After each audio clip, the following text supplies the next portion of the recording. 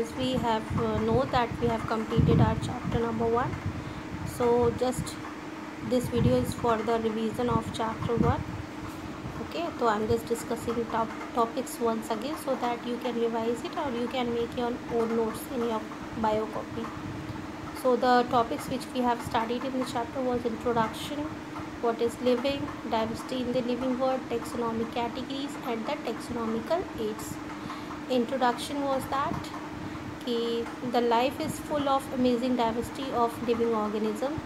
The diversity of habitats are very vast and deeply reflects on what indeed is life. This question has two implicated questions within it. The first is a technical one and seeks answers to what living is as opposed to the non-living, and the second is the philosophical one that seeks answer to what the purpose of life. तो introduction में मैंने आपको पहले ही समझाया था कि जो living organism है, हमारी जो अर्थ है वो फुल ऑफ लिविंग ऑर्गेनिज्म से भरी हुई है, डाइवर्सिटी जो है हैबिटेट्स में भी है जो कि हमारी लाइफ को अफेक्ट करती है। इसकी वजह से दो इम्प्लिक्ट क्वेश्चंस आते हैं कि एक तो लिविंग और नॉन लिविंग थिंग्स में अंतर क्या है और दूसरा कि हमारी लाइफ का पर्पस क्या है। ठीक है, now the second topic was what is living. So the main characteristics of livings were growth, reproduction, metabolism, cellular organization and consciousness. तो those characteristics which have no exception is called defining property of life.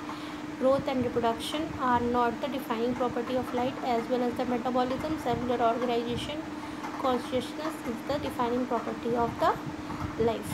तो मैंने आपको बताया तो जो living की main characteristics क्या क्या है, ग्रोथ है, रिप्रोडक्शन है, मेटाबॉलिज्म है, सेलुलर ऑर्गेनाइजेशन है और कॉन्शियसनेस है।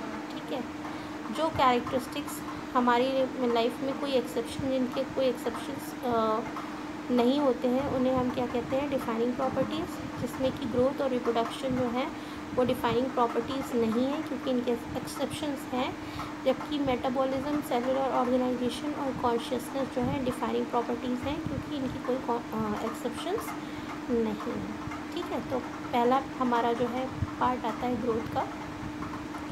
ओवरऑल इंक्रीज इन मास और साइज ऑफ अ टिश्यू और ऑर्गेनिज्म और it's part is called growth. किसी भी ऑर्गेनिज्म की मास और साइज में इंक्रीज होना क्या कहलाता है, growth. Increase in mass and increase in number are the twin characteristics of the growth. Increase in mass यानी ये मास में जब चेंजेस हैं वो, और साथ ही साथ में जब आपकी इंक्रीज मतलब हाइट में इंक्रीज है, तो ये क्या है, दो कैरेक्टर्स हैं जो कि ग्रोथ को डिफाइन करते हैं।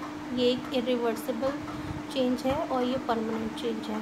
ठीक है, ग्रोथ दो तरीके की होती है, एक इंट्रिंसिक होती है, एक एक्सट्रिंसिक ग्रोथ होती है।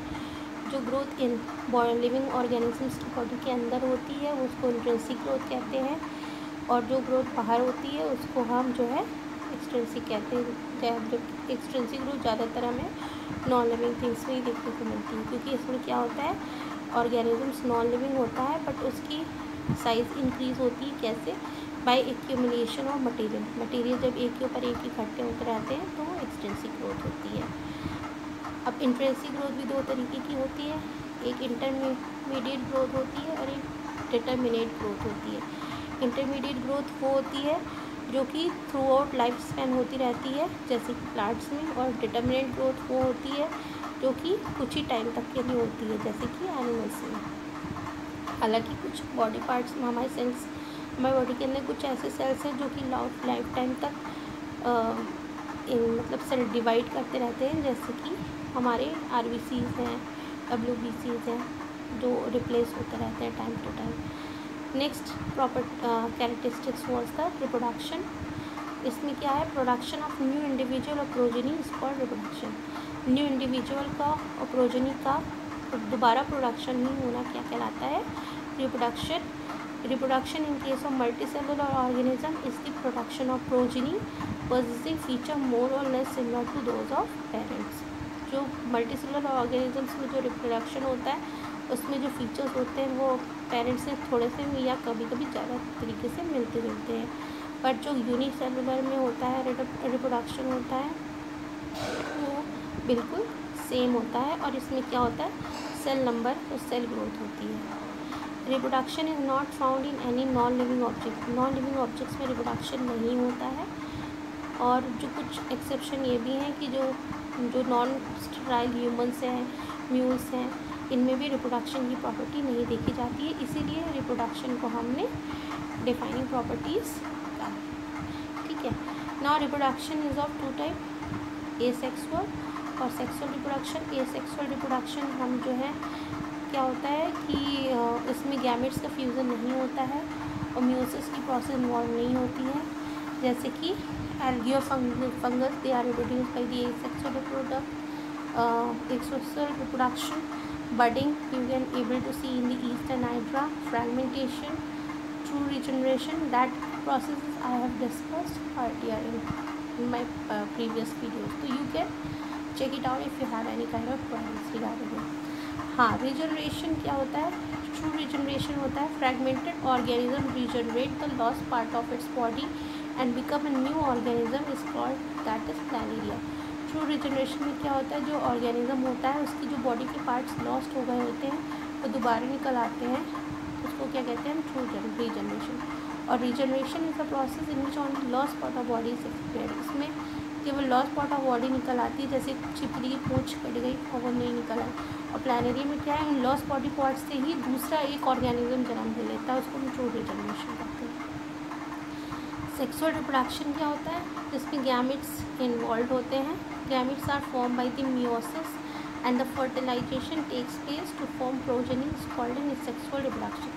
रिप्रोडक्शन में गैमेट्स इन्वॉल्व होते हैं, मियोसिस की प्रोसेस होती है, फर्टिलाइजेशन की प्रोसेस होती है और इस नई प्रोजेनी डेवलप होती है जो कि अपने पेरेंट्स से कुछ रिजेंबलेंस करती है, कुछ कभी नहीं करती है। Next characteristics is the metabolism. Metabolism I have discussed the sum total of reaction which takes place inside our body is called metabolism. हमारी बॉडी के अंदर जो भी रिएक्शंस होते हैं उन्हें हम क्या कहते हैं? मेटाबॉलिज्म कहते हैं। ये दो तरीके के होते हैं, एक एनाबॉलिज्म होते हैं, कैटाबॉलिज्म होते हैं। ठीक है। जो एनाबॉलिज्म्स होते हैं उनमें एक छोटे मॉलिक्यूल से बड़ा मॉलिक्यूल बनता है और जो कैटाबॉलिज्म होता है वो बड़े मॉलिक्यूल टूट के छोटे मॉलिक्यूल्स में चेंज होते हैं। ठीक है। All organisms both unicellular as well as the multicellular exhibit metabolism. No non living object show metabolism. It is the defining property of the life. The isolated metabolic reaction outside the body of an organism performed in a test tube is neither living or non-living. These isolated reactions cannot be regarded as the living things, but they are definitely living reactions because they are similar to the reaction performing in our body. हमने ये जो reactions थे उनको बाहर करके देखा तो जो प्रोडक्ट रिलीज़ हुए वो नॉन लिविंग में थे, नॉन लिविंग थिंग्स में थे, इसलिए हमने जो है इसको डिफाइनिंग प्रॉपर्टी ऑफ लाइफ माना है। और क्योंकि ये रिएक्शन हमारी बॉडी के बाहर हुए थे तो इसको हमने ये सोचा कि ये लिविंग थिंग्स के रिगार्डिंग में हमने इसको कंसीडर नहीं किया, क्योंकि ये because they are similar to the reaction performing in our body. इनको हमने जैसे हमारे बॉडी के अंदर रिएक्शन होता है वैसे ही करवा के बाहर देखा था, बट वो रिजल्ट नहीं है जो हमारे बॉडी के अंदर आता है। All plants, animal, fungus and the micro exhibit metabolism. ठीक है। Now the next is the cellular organization. Cellular organization is cell is the basis unit of life and all organisms are composed of life. जो cell होता है वो हमारी basic unit of life होती है और सारे ऑर्गेनिजम्स किससे बने हुए हैं? सेल से बने हुए हैं। ठीक है। Some are composed of the single cell and are called unicellular, while other are composed of many cells, so they are called multicellular.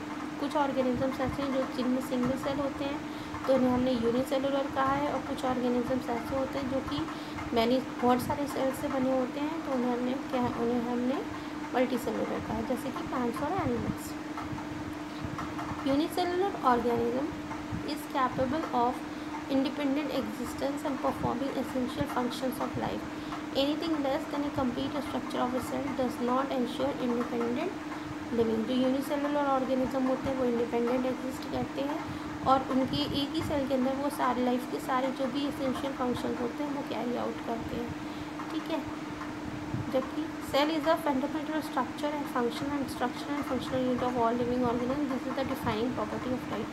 जो सेलुलर होता है वो हमारी फंडामेंटल स्ट्रक्चर, हमारी बॉडी जो है सेल से ही बनी हुई है, इसलिए इसको स्ट्रक्चर कहा गया है। और फंक्शन इसलिए क्या कि जितने भी रिएक्शन होते हैं वो हमारी सेल्स के अंदर ही होते हैं, इसलिए इसको और हमारी बॉडी को हमारी बॉडी के सारे पार्ट्स को चलाने के लिए उत्तरदायी होते हैं, इसलिए इसको हमने फंक्शनल यूनिट कहा है। इसीलिए इसकी जो टोटल डेफिनेशन बनती है वो ये बनती है कि cell is the structural and the functional unit of life. और ये भी कैसी है, this is the defining property of the life. Next is the consciousness. Consciousness क्या होता है, ability to sense the surrounding environment and respond to these environment stimuli is called consciousness. हम अपने आसपास की चीज़ों को महसूस करें और महसूस करने के बाद जो हम रिएक्शन देते हैं उसको हम क्या कहते हैं, कॉन्शियसनेस। ठीक है, this is the most obvious and technically complicated features of all living organism. We sense these physical, chemical और biological stimuli through our sense organ.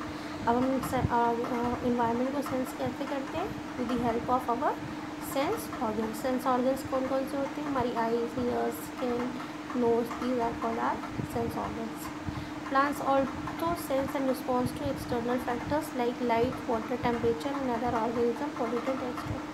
जो plants होते हैं वो भी external factors को रिस्पॉन्स करते हैं, जैसे कि लाइट है, वाटर, टेम्परेचर, तभी फोटोसिंथेसिस की प्रोसेस होती है। Okay, all organism from the prokaryote to complex eukaryote show consciousness to the environmental cues. And some common example of consciousness can be seen in organisms like plants performs flowing in a particular season, जैसे कि photoperiodism. Some animals perform breeding in a particular season, जैसे seasonal breeders. ठीक है, all the organisms handle the chemicals entering their bodies etc. When human is concerned, a very well developed nervous system and supreme level of skill of communication which is called self-consciousness. Human is very fast to respond toward the external stimuli and even it can think or predict about possible changes of surroundings, so it can prepare itself according to the surrounding situation. अब जैसे कि सर्दियाँ आती हैं तो हम sweaters निकालने लगते हैं, राइट, तो कहते हैं कि हम उसको रिस्पॉन्स तो हमें पहले ही से फील हो जाता है कि इस तरीके की इन्वायरमेंट है तो हमें इस तरीके के कपड़े पहनने चाहिए। अगर इस तरीके की चीज़ें हो रही है, पानी का मौसम है, हम डिटेक्ट कर लेते हैं, हम उस हिसाब से काम करते हैं। ठीक है, further human can even change its surrounding situation up to limit, so this topmost of climax level of consciousness is regarded as self consciousness which can not be seen any elsewhere. जो हम लोग जो है चीज़ों को पहले ही feel कर लेते हैं और उसके अकॉर्डिंग जो है अपनी सिचुएशंस को कोप अप भी करते हैं, तो इस तरीके की चीज़ें क्या कहलाती हैं, सेल्फ कॉन्शियसनेस। ठीक है, तो ये सारी चीज़ें इसमें लिखी हुई हैं। All living things are interaction between different components of an individual और ऑर्गन और tissue cell. Living organism is a self-replicating and self-regulating interactive system capable of responding to external stimuli। हमारी जो ब्रेन होती है, हमारे ब्रेन में इस तरीके का सिस्टम होता है जो कि हमारी जो स्टिमुलस होती है यानी कि रिस्पॉन्स जो स्टिमुलाई होती है उसको एक्टिवेट करता है। ठीक है, adaptation and homeostasis are also very important characters of living. इसके अलावा इन्वायरमेंट के हिसाब से अपने आप को एडॉप्ट कर लेना और होम्योस्टेसिस अपनी बॉडी के टेम्परेचर को उस हिसाब से एडॉप्ट कर लेना ही क्या कहलाता है, characteristics of living. Next is the diversity of world living world. The number of species that are known are describe range between 17 to 18 million. हमारे जो मतलब पूरा विश्व है उसमें 17 से 18 मिलियन डाइवर्सिटीज़ हमें अभी तक पता है। इसको हम क्या कहते हैं, बायो डाइवर्सिटी। टैक्सोनॉमी क्या है, it is the study of principle and procedure of classification. Classification के प्रिंसिपल्स और उनके प्रोसीजर्स की जो स्टडी है उसको हम क्या कहते हैं, taxonomy. There is a need to standardized the naming of living organism such that particular organism is known by the same name all over the world. This process is called nomenclature. किसी भी organism को name करना ये क्या कहलाता है, this is called a nomenclature. ठीक है, अब नॉमेनक्लेचर दो ऑर्गेनाइजेशंस के द्वारा दिया जा रहा है, एक है international code for botanical nomenclature और एक है international code for zoological nomenclature, ICBN and ICZN। Binomial nomenclature किसने दिया था? कैरोलस लिनियस ने कहा था, and he is also called the father of taxonomy. It is very important question. अब इन्होंने क्या किया था, दो चीज़ें दी थी, एक जीनस दिया था, एक स्पीशीज़ का नाम दिया था। अब क्या है, गाइडलाइंस क्या है नॉमेनक्लेचर की, कि पहला ये कि लैटिन वर्ड के होते हैं, इटैलिक टाइप में लिखे जाते हैं और उनको जब भी लिखा जाएगा तो अंडरलाइन किया जाएगा। इसके दो पार्ट होते हैं, पहला पार्ट जीनस होता है, दूसरा पार्ट स्पीशीज़ होता है। जो जीनस होता है वो उसका जो पहला लेटर होता है वो कैपिटल होता है, जबकि जो स्पीशीज़ होता है वो स्मॉल लेटर से स्टार्ट होता है। जो नेम होता है वो छोटा होता है, प्रिसाइज होता है और ईजी टू प्रोनाउंस होता है।